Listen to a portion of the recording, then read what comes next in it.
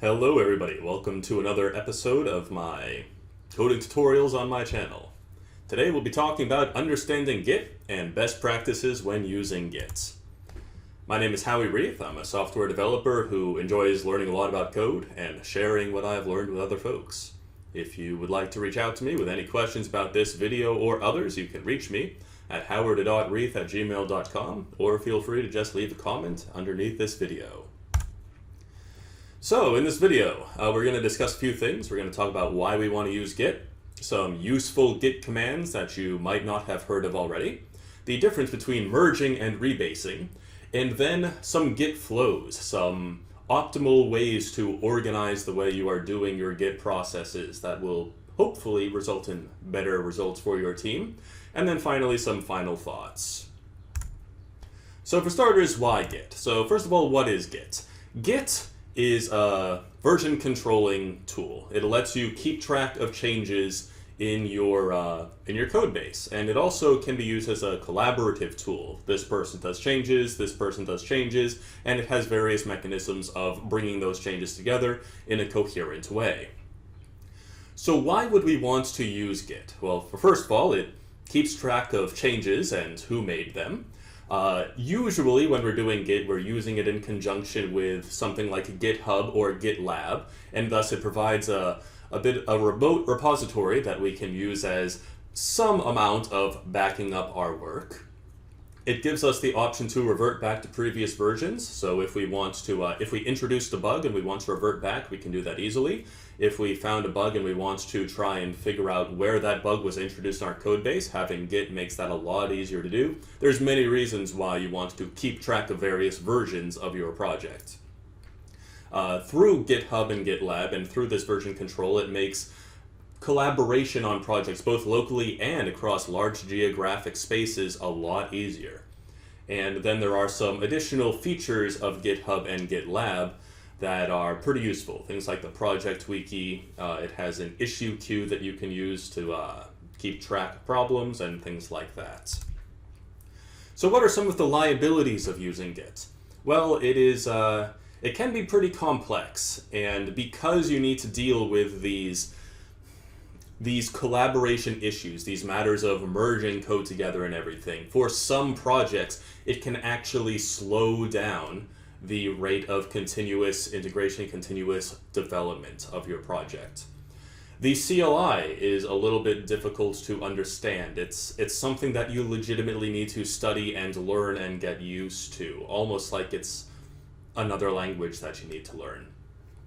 And perhaps most importantly of all, if you're not using Git's tools correctly, you're probably going to be going even slower than you would be if you had not been using Git at all. Because things like merging your code badly, or not properly labeling your Git commits and so on, those things can add more confusion than if they weren't there at all. So basically, if you're not using this tool correctly, you're almost better off dealing with the problems yourself than dealing with poor usage of this tool and having confidence in something that is not actually deserving of your confidence. That something being your Git process, your version controlling process.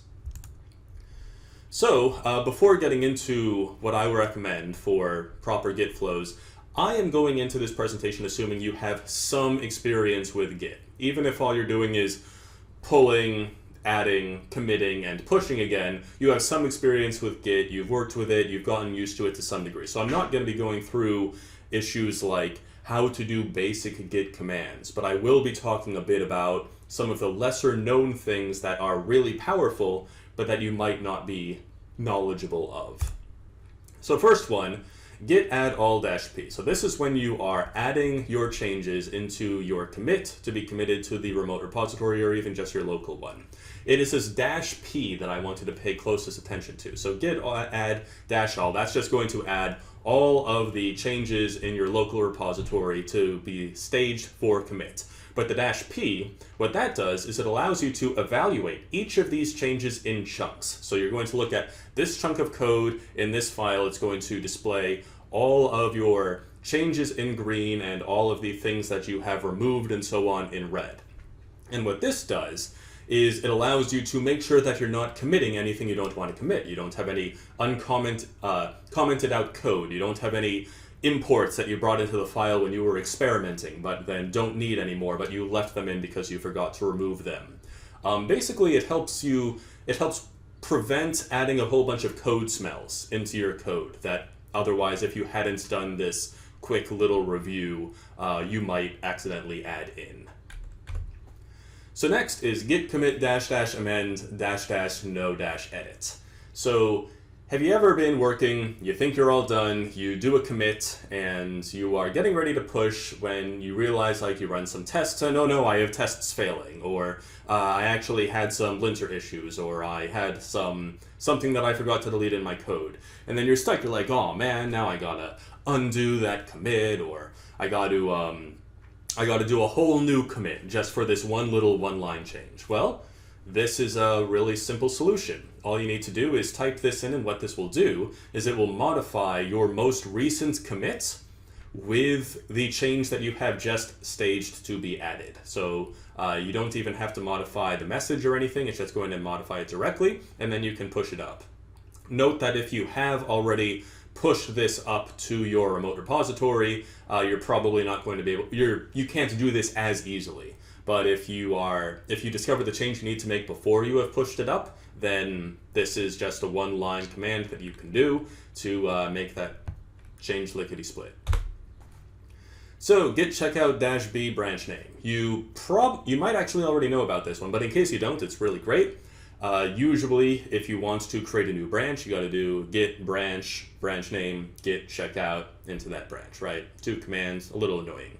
If you want to do it in one shot, just git checkout -b branch name. This will create the branch and immediately check out into it. All right, so next we have git merge -- squash branch name. And this is one of my favorite git commands, and we're going to be talking about it a little bit later on in this video because it's really powerful. So usually, when you perform a git merge of your feature branch into your integration branch, whether that's develop or master, whatever you're using to integrate your features into a common branch with the rest of your team. Usually, what that does is it creates a merge commit that contains all of those changes.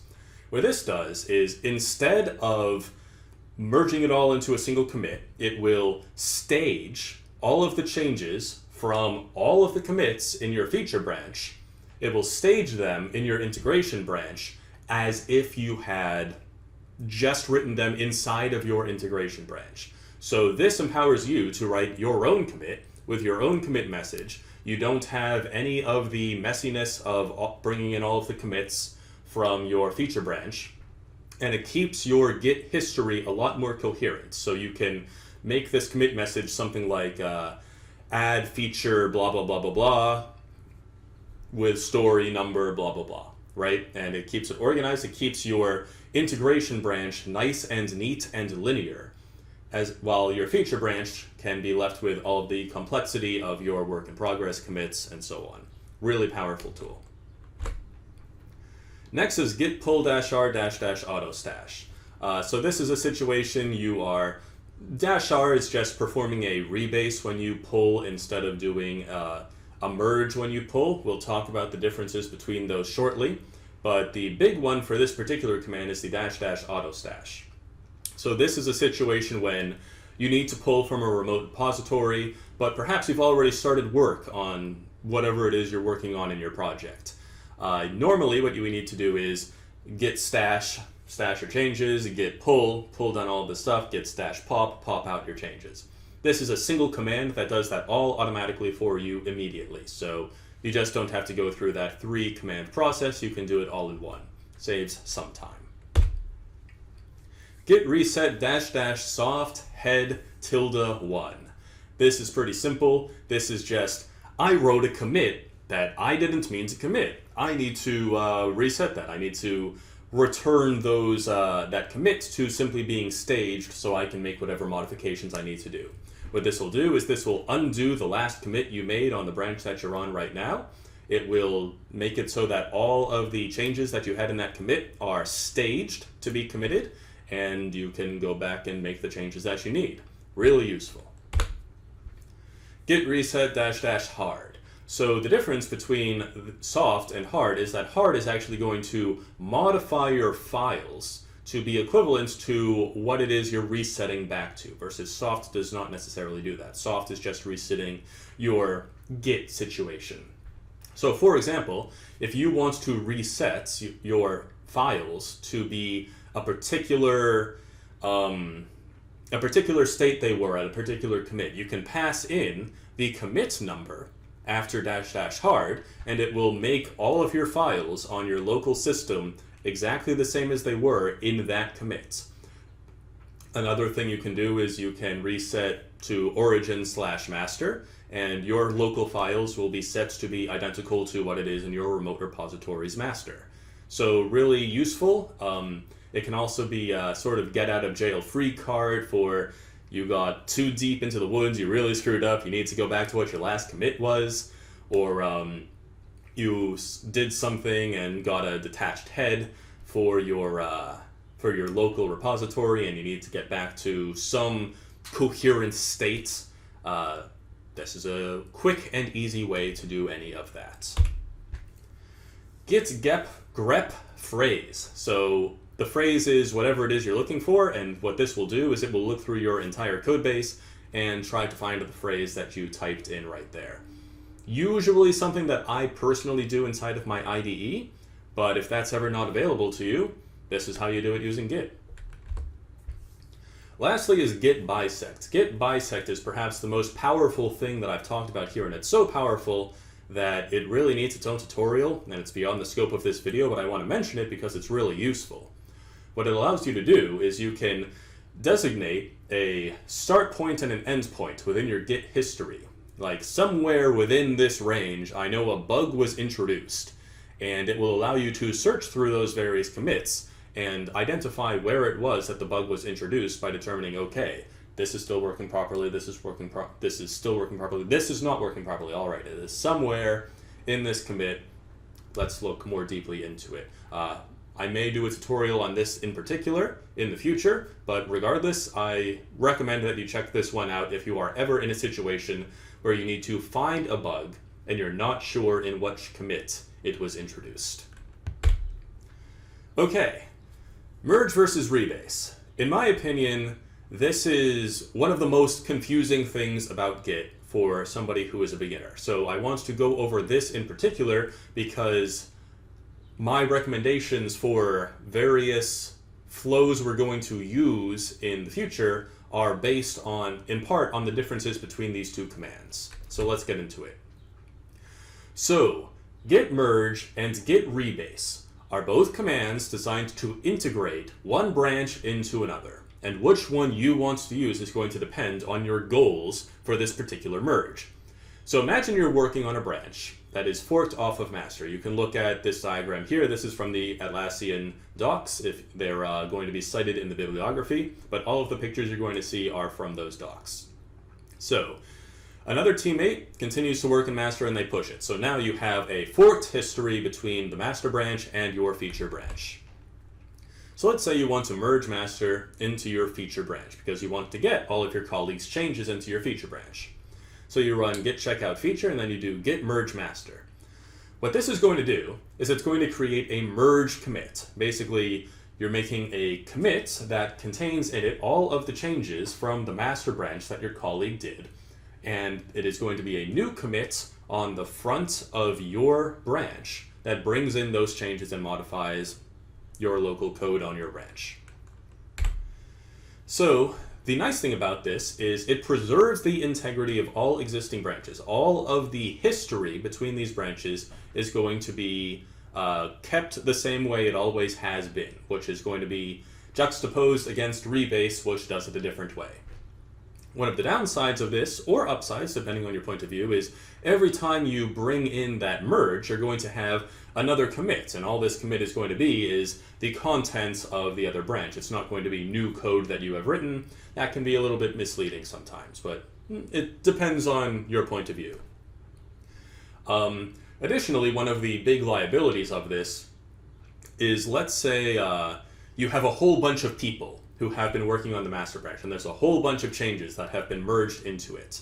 Now you merge master branch into your branch, and there's a wide variety of changes that all happened inside of a single file from different programmers or something, and they're in conflict with yours, and you need to go through and parse all of these changes. It can be really confusing. It's like, what was the logic behind this change? Why is there a conflict right here? And in my opinion, at least, it would be nice if we were able to integrate those changes commit by commit, as opposed to having them all clumped into a single commit that we need to work through all at once. So this can be a bit of a liability for you if you have a rather large team that has a lot of activity inside of your integration branch that you are merging into your feature branch. So now let's talk about rebase. So let's imagine we're solving the exact same problem, except this time we rebase the master branch into our feature branch. What this does is, instead of creating a new merge commit that has all of the changes from our branch, Git rebase rewrites our branch's history. So it looks like all of the pulled in branches changes occurred inside of this branch. So this creates a linear history, and it takes the branch we're pulling in and puts our changes at the tip of our pulled in branches changes. So think of it like it's master branch, we branch off from master branch, we rebase master branch into our branch. Okay, so the master branch changes here are inserted in front of our changes, and then our changes are applied to the tip of the master branch that we just pulled in, and it seems to create a linear history inside of our feature branch. So the benefit of this is it provides a linear history of the project. Problem of this, it rewrites that history. It makes it look like we wrote all of that code in our feature branch, as opposed to recognizing the reality that it was pulled in from the master branch. And the linearity basically is a lie that is useful for the purpose of visualizing how things are going. But one of the benefits of this is, because we are bringing it in one at a time through interactive rebasing, which you do git rebase-i, and I believe it is also implicitly done when you do git pull-r from a remote repository. It allows you to deal with each one of your pulls, each one of your rebases, your integrations into your branch, one at a time. So like I said, you can deal with each commit that changes your files one at a time, rather than having to deal with everything all at once. So this can significantly simplify the difficulty of working with merge conflicts, and thus prevent the loss of or incorrect implementation of your colleague's code. So just to illustrate this difference a little bit further, this is a tool called the Visualizing Git tool at the Git School, github.io. You can see the URL is right up here. I'll also have it in the description. This just helps us visualize what is going on when we do a git commit, git rebase, or any git command we want to do. So just to illustrate for you, let's go ahead and do a commit in our master branch, and then let's say, no, you know what, we're going to work on a feature. Let's go ahead and check out to a branch we're going to call merge. So merge, we do some work, we do some commits, and meanwhile, we have a colleague who stays in the master branch and, in a very naughty manner, does direct commits to the master branch. Okay. So now we are inside of the merge branch, and we want to bring that code back into master. So to do that, we're going to do git merge master. And as you can see, we create a new commit that contains the master code right there. And then we do another commit. And then finally we are all done. So we go back into the master branch, and we want to merge our code back into the master branch. So this creates a commit in master and merges all of our changes from our merge branch back into master. So let's say we're doing some more work, and this time we're going to check out into another branch called the rebase branch. We do some commits, some more commits. Meanwhile, somebody else is working inside of the master branch, and then we are inside of the Rebase branch, and we want to rebase our master code into Rebase. So when that happens, we basically take our Rebase branch, we stick the master code at the front of our Rebase branch, and then apply our changes to it, and create a linear history, as you can see. And then meanwhile, if we are back inside of our master branch, we do another commit in master, and then let's say we want to merge our Rebase branch back into master. We can merge it in with a commit like that, and voila. We have our nice, organized, simple master branch, but our Rebase branch appears to be linear and it has the linear history that we wanted to achieve in the Rebase branch. Alright, so just to summarize, a few advantages of merges. It preserves the history in your branch, and it consolidates commits into one merge commit. Rebase advantages: it rewrites history into a linear path, and you can deal with conflicts one at a time. Here's my recommendation. When you are merging into your integration branch, develop or master, use git merge. When you are merging into your feature branches, use rebase. So there's a thing called the golden rule of rebasing, which is that you're never supposed to do it on a public branch. And the reason for this is because you don't want to be rewriting the history of your integration branch and your production branches. And the reason for this is if you ever encounter a bug, you want to be able to coherently go back and examine the commits and identify where the bug was introduced, or figure out what's going on with that branch, understand the history, have the history be as simple as possible, and have it be as easy and accurate to navigate as you can make it. Git merge is the tool for doing that.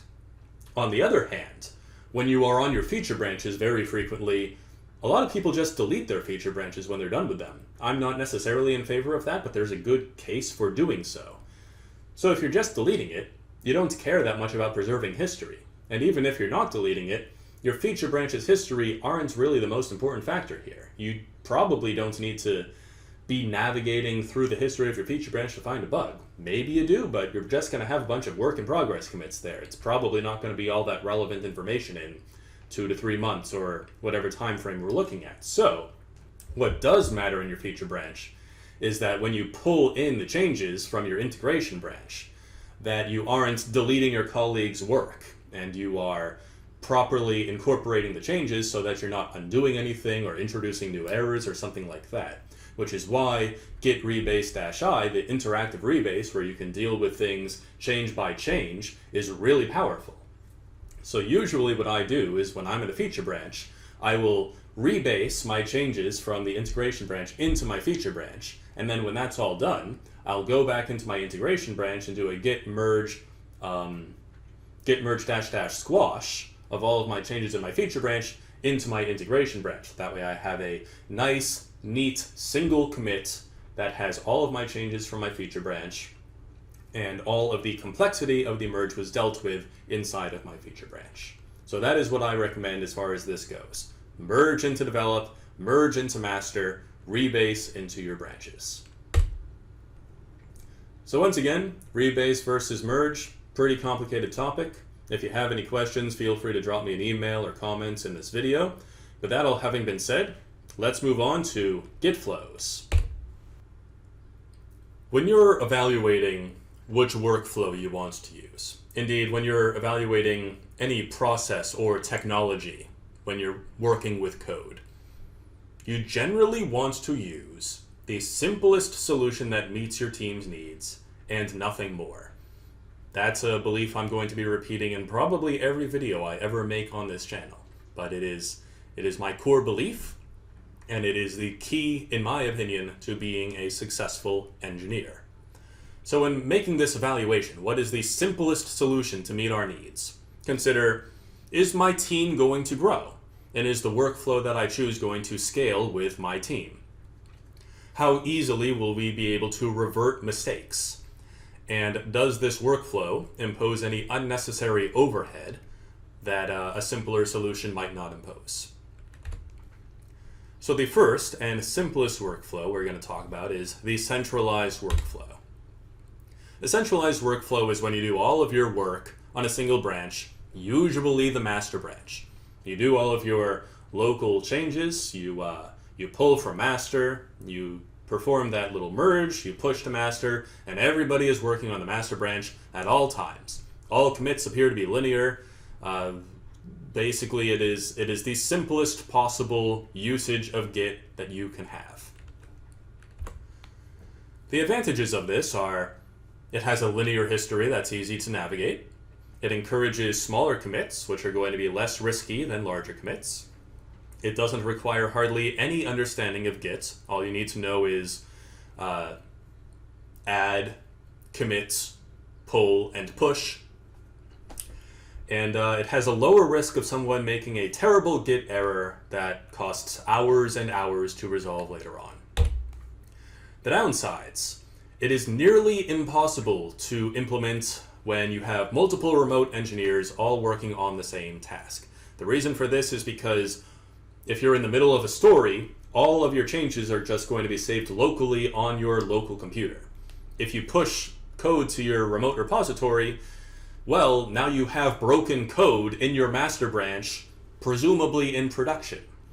You can't do that. You can't be pushing broken code to production or your users are going to be pissed. So any changes that you make have to be stored locally, so anybody who wants to work on the projects remotely, they don't have access to your code. Likewise, progress can only be saved locally. There's no distinction between recently pushed code and production code. You have no integration branch. All you have is the production branch. It is more difficult to keep your work independent of other people's because you're all working on the same branch. There's no distinction between features aside from commit messages.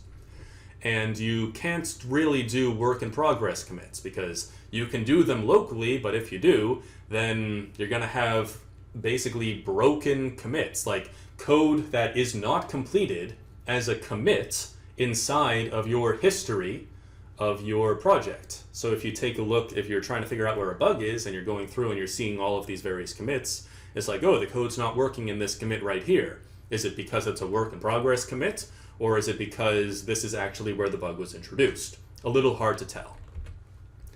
In my opinion, centralized workflow is most appropriate when you are a single person working on a project or a very, very small number of developers. We're talking 2 or 3 people.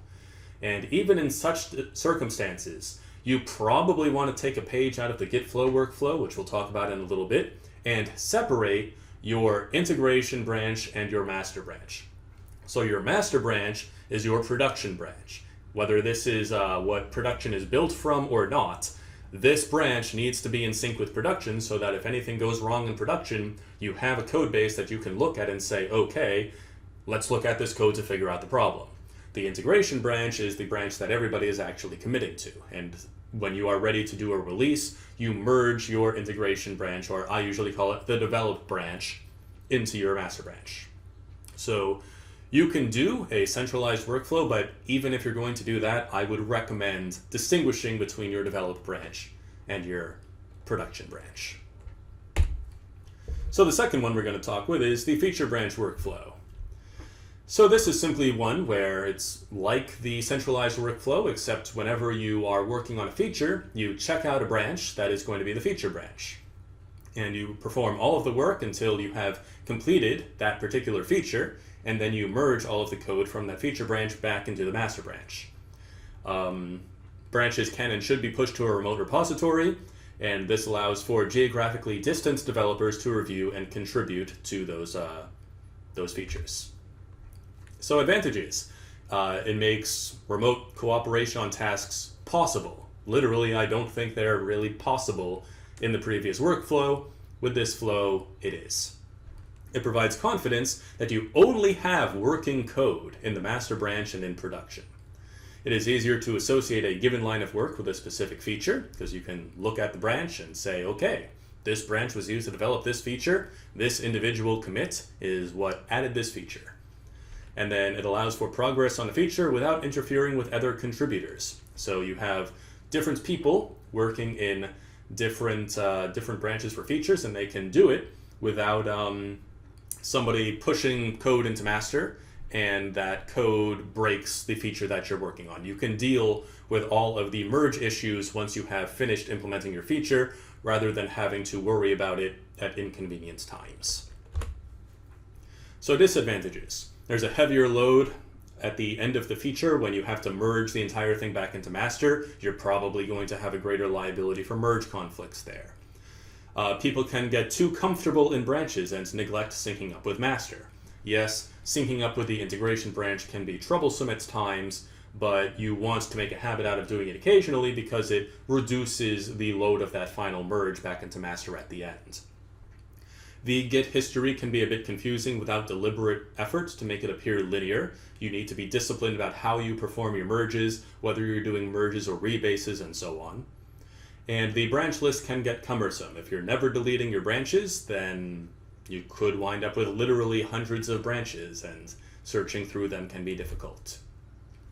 In my opinion, if you have a team larger than a few people, you ought to be using branches in some capacity, if for no reason than to allow for work-in-progress commits that don't pollute the master branch, and to enable the remote cooperation. It also provides confidence that the production branch only has completed working code as well as the integration branch, though in this case, officially this workflow does not have an integration branch, but in this case I would recommend you do so. And a recommendation, I would suggest that you rebase the latest master or develop into the feature branch occasionally, so as to make your final merge into master or develop that much less troublesome. All right, the Git flow workflow. On January 5th, 2010, Vincent Driesen posted an article on nv.com titled "A Successful Git Branching Model." It emphasizes utilizing Git branches not only to document individual feature merges, but as a means of keeping track of versioned releases. The Git flow workflow has been formalized and simplified in the Git flow library, which you can implement in your project to enforce this flow. And it is among the most popular models used in industry today. So here's how it works. Instead of a single master branch, Git flow has two branches that record the history of the project: the master, which is synced up with the production code, and develop, which is used as an integration branch. Each new feature should have its own branch, which should be pushed into the central repository for collaboration and review. So, central repository in this case being the remote repository. When a feature is completed, it's merged into the develop branch and then pushed up. Feature branches never interact with the master branch, and by the way, no one ever makes a push directly into the master branch. Once develop has accumulated enough features to justify a release branch is forked from the develop branch and tagged with a version number. Then this release branch is modified in whatever means it needs to be modified with to make it ready to be merged into master and thus production, and then simultaneously it is the changes made in that release branch are also merged back into develop in order to keep develop in sync so everybody has access to those changes and you don't wind up with any differentiation between the develop branch and the master branch that is not deliberate. So here is an illustration of it. The light blue is the master branch. The darker blue is a release branch that we have forked off of our develop branch.